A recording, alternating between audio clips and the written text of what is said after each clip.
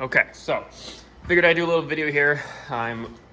Tend to get ahead of myself without videotaping, but I got the cab on, obviously, and everything. Just went down. I gotta get my drive shafts made up. I got this back. But what I'm in the middle of right now is doing some wiring, and it's not necessarily needed what I'm doing, but this engine, 8.1 liter, had a 4L80E behind it, which is an automatic, and this has a 5-speed manual. So the transmission wire harness, the wire harness, the part of the wire harness that goes down to the tranny is right here, and it had about 10 plugs on it, and I only need 2. And I could have just kept it tucked underneath, but I don't necessarily like that idea. So what I did was take out everything that I did not need. So this is this goes on the, I guess it would be like the range selector. So from what I found online is I just need these 4 wires so that I can hook into my clutch pedal, so that you have to press the clutch in to start it. And also the other 2 wires are gonna go to the reverse lights, which I have this pigtail, which goes to the C3500 reverse light transmission. So the transmission that was originally in is this truck. So I have this wire harness. It was a 6.5 liter. So I kept the wire harness for this one plug, and also the speed sensor. I need the speed sensor plug, but that's a little complicated. Oh, Jesus. That's a little complicated. I'm not sure exactly what I'll do there, because this is a speed sensor, but I have an overdrive unit in this. So when I'm in, if I'm in direct, it would read correct. But if I'm in overdrive or underdrive or low underdrive, the gauge won't read correct, but there's a speed sensor spot on it. So I got to figure out exactly what I have to do. The auxiliary is mechanically driven, so I got to figure out a way to get it mechanically to the same pulse rate as what the GM is, but that shouldn't be too bad. But anyways, those are the wires that I need, and then this is for the O2 sensor. One bank, the other bank O2 sensor right here. So I'm stripping the wires that I don't need. Just kind of makes me, I don't know, I just did it. I didn't want all these wires hanging there, and I also didn't want to just cut them. I could have cut them right here and capped them. I had to do this for a ground wire. I had to do it here. These must be power wires. You could see that the feed, there's about 4, maybe 3 or 4 different wires that are kind of spliced in here. So I did cap them, cut them. I cut them and then used heat shrink like this one, and then taped them where I needed to. The rest I'm de-pinning from the ECU. This is where the ECU is. And I'm gonna keep all the wires. I know it's kind of crazy, but just in case, I don't know. I'll have the wires, I'll have the plug connectors. Like these are some of the connectors that they used. So keep them, and actually I need to use a couple wires while I have that apart. I think these will be long enough here, so because I got to run 2 extra wires from my clutch pedal along this harness, down this harness, to go into 2 of these wires, and then the other 2 wires get spliced into that reverse light lamp plug and get plugged in the transmission. So, and then these 2, because one is like your vehicle ignition start, and then or ignition feed, and then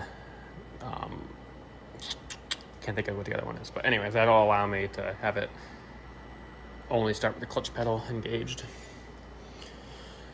So while I got this apart, run those wires in, I got to figure out a way to get a plug in the firewall so you can disconnect it, because There is one wire from the transmission right here, this purple wire, pink rather. I'm not sure what it goes to, but it goes through here, which would be perfect because I could use it.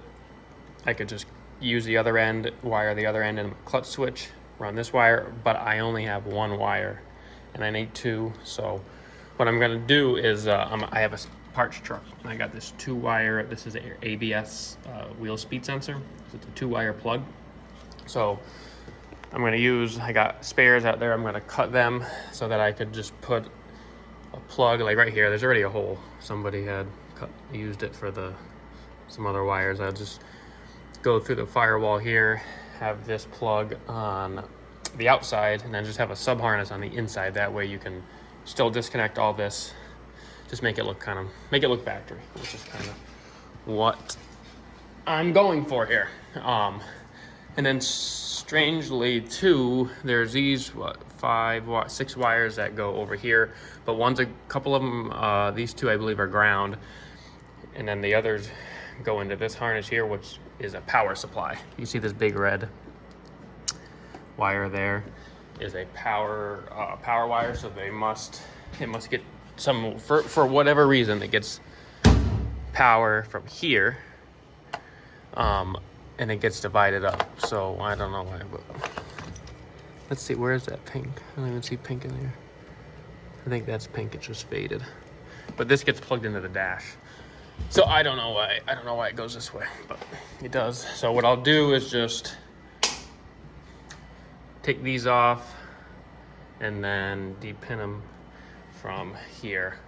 Another thing I could do, which I've thought about, I might do, is if I cut them, I could heat shrink, fold these ends over, heat shrink them, and then just I might do this, and then just keep these wires in this harness. You're not gonna tell. You're not gonna know the difference. I might do that. That way I don't have to take all this off. I really just didn't want 10 plugs just hanging out under the truck. I just wanted the 2 that I need. Just make it look clean, make it look factory. So this will take me a while. It's not too bad, but I'll get that all put away. I might have to get some extra loom. I don't know, we'll see. This stuff isn't in too bad a condition.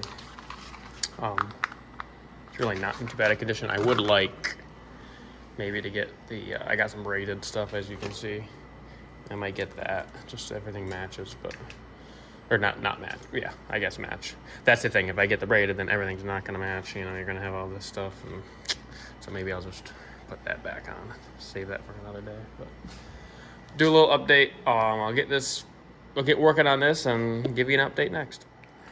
Okay, so I got all of the wiring that I do not need out, so I believe. I got it all back together. I got these 2 wires here that are going to my brake switch. No, sorry, my clutch switch. And then they ran back down through here, wired it into the original transmission range switch. So this is the transmission harness now. I got it back, routed back here, plugged in a couple of places where it needs to be plugged in, but I just had to finish up wiring into my reverse light switch. I put it under and figured out how long I needed it, so I got that wired in.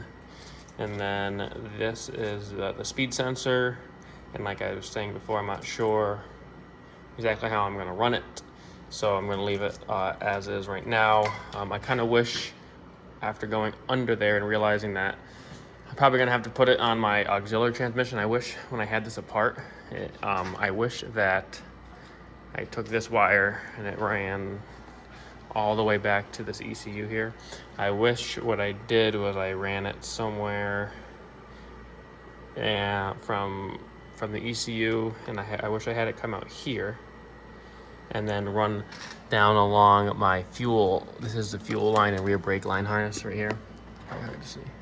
But this runs along the frame rail, and I wish that I ran those wires in here, because it'd be a lot cleaner than having another wire harness. But probably just gonna end up running another wire harness, because I might run, I might have another set of wires going to the back anyways.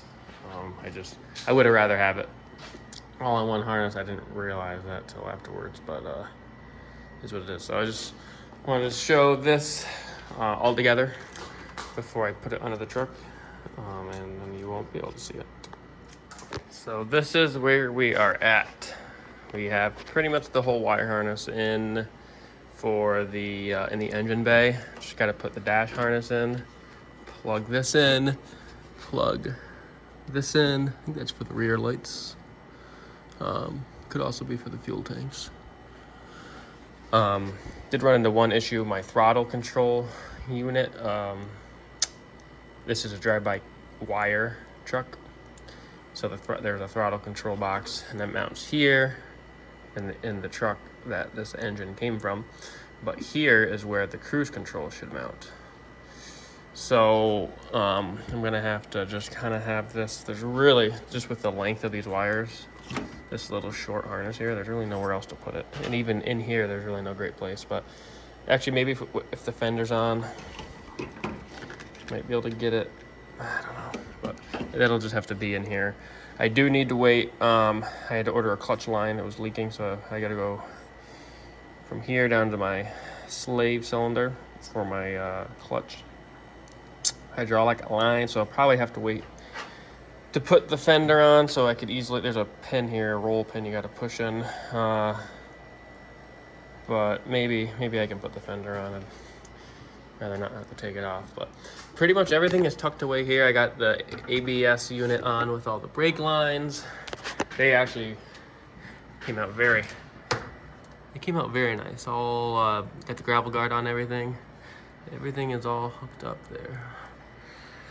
So I'm happy about that. Oh, I gotta run this up too. Good thing I'm down here. This is front wheel speed sensors. I gotta run that up. But everything, come on, everything came out nice. So what I'm doing next is gonna put the inner fender well on the passenger side. I gotta wait. I'm real close to getting it started up, but I had to order oil cooler lines. I didn't want to use the factory oil cooler lines, which are these, because these crimps apparently are known to be weak. So I ordered a set. I should have ordered it a while ago. I don't know why I just remembered. So I got to wait for oil cooler lines before I can even start it. But we're real close, just seeing if it starts. So I got to wait for that. So I can get this on and do a couple other things. I'd rather not put everything on and then try and start it. Just gotta hook up the mass airflow sensor, and now I don't even think I'd put the radiator in, just to see if it starts, and then put the rest on. But just wanted to do a little update here. So ran into a little predicament here. I realized that after installation of these inner fender wells, that they need to be cut kind of like this, so that the radiator fits on both sides. They are like that. They're not separate. You can't buy inner fender wells for an HD. They're all GMT 400 inner fender wells, but you gotta like slice it out like this, and then from the factory they cut that, and then there's a piece that they spot weld in. I'd like to show you. I just don't know where I put it. There we go. Right here.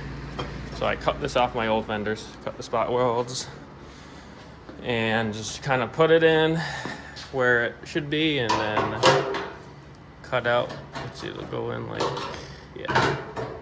that. So I just got to weld that in, and then we'll be good. But this side really isn't the only one that really needs it because of the lower radiator hose.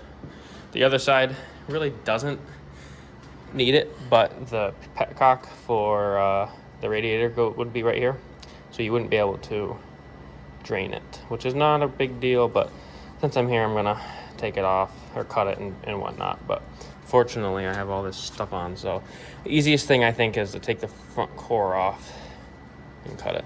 So that's what we're doing now. So I got the inner fender wells cut and welded and painted. I took this side off. I left that side on. It's just easier to do it so you can see here. Try and see. I had to take this corner off. That way there's room over here. On this side, you really didn't need much room, maybe for this lower oil cooler line and the drain, but Really didn't need the room over here though. Definitely needed the room for this lower radiator hose, you can see. Needed more room even than I thought, so got plenty of room now. I just took these pieces off the old fenders and welded them on and cut out around them, so worked out good. Really just need a battery, and my oil cooler lines to start it. I gotta flush I get fuel in it, gas. I gotta flush the lines out because they're new and they're braided and I cut them, so I got the fuel lines disconnected right now. As you can see right there. So I just wanna drain them, flush them with fuel just so I don't get any shit in the fuel lines, or the fuel rail, sorry. Other than that, she is pretty close to getting started. I got the dash in temporarily. I figure I'm gonna have to take it out, and I will have to take it out because there's some wiring that is a little different, but pretty sure that's just for interior stuff, nothing that'll prevent it from starting. Also, I forgot to put the air tubes channel, I don't know what you call it, kind of like a plenum, in the dash for these vents, but I gotta take it out anyway, so not the worst. Other than that, she's close, so I think that'll probably be about it for this video. Hopefully the next video relatively soon we'll have it fired up. So with that, thanks for watching.